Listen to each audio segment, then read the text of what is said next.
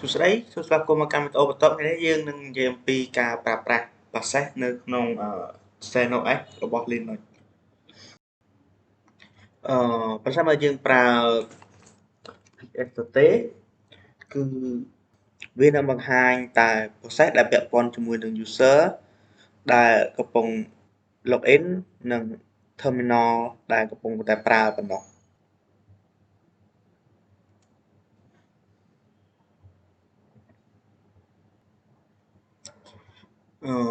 ហើយនេះគឺជា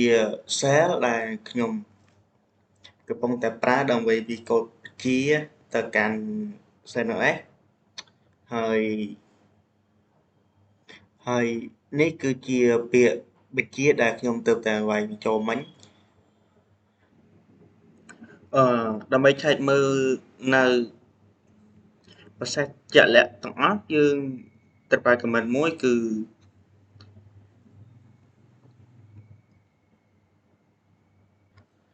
ps.rux pip grep tenant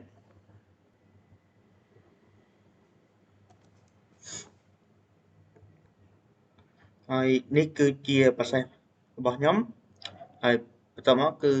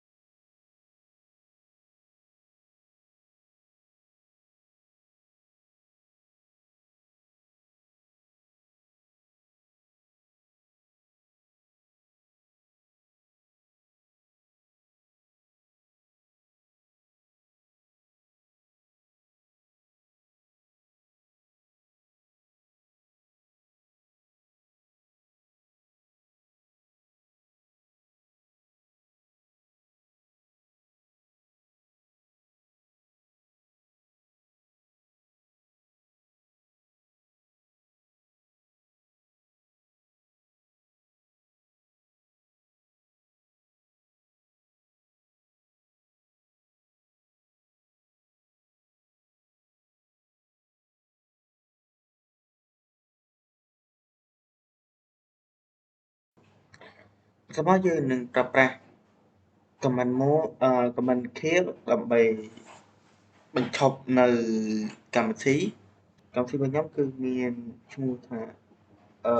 atop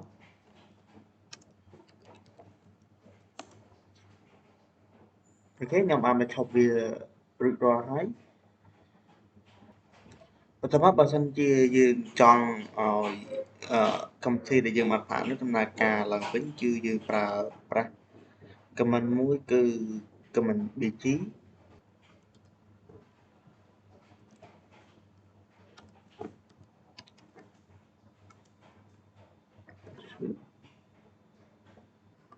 បន្តមកយើងនឹងប្រើ command sg ដើម្បីយកកម្មវិធីដែលកំពុងដំណើរការដែលផ្អាកនោះត្រឡប់មកបង្ហាញនៅអេក្រង់ខាងមុខវិញ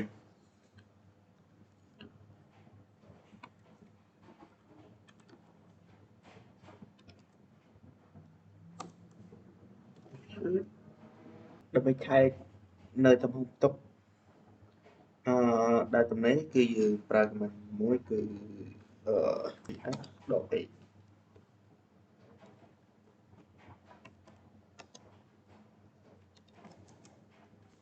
អានេះជាទំហំផ្ទុកដែលតំណែង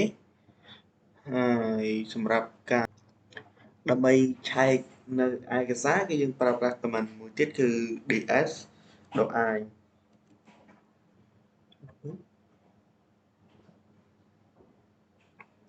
ដើម្បីឆែកនៅចំនួនឯកសារគឺយើងប្រើ command ដដែលគឺ ds ហើយយើងដូរពី x មកដល់ i វិញ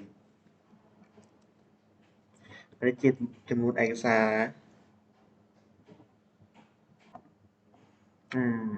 បន្ទាប់មកដើម្បីខែកមើលរចនាសម្ព័ន្ធទាំងមូលរបស់ disk របស់យើងគឺមានដូចជាទំហំចំនួន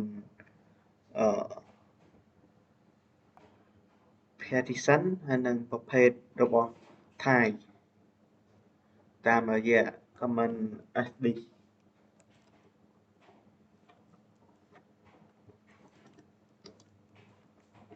ដក l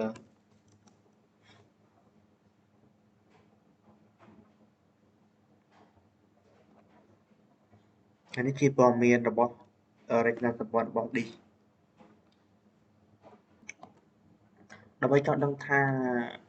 តើ folder ណាដែលមានទំហំផ្ទុកច្រើនជាងគេគឺយើងប្រើ command មួយគឺ do.ax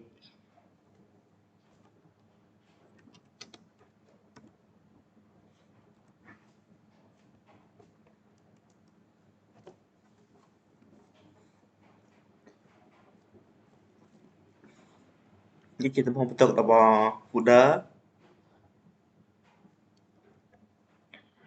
ហើយបើសិនបើយើងចង់ដឹងនៅទំហំ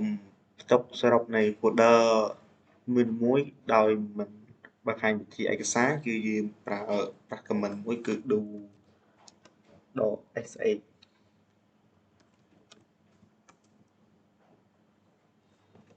វាជាទំហំផ្ទុកសរុបរបស់ folder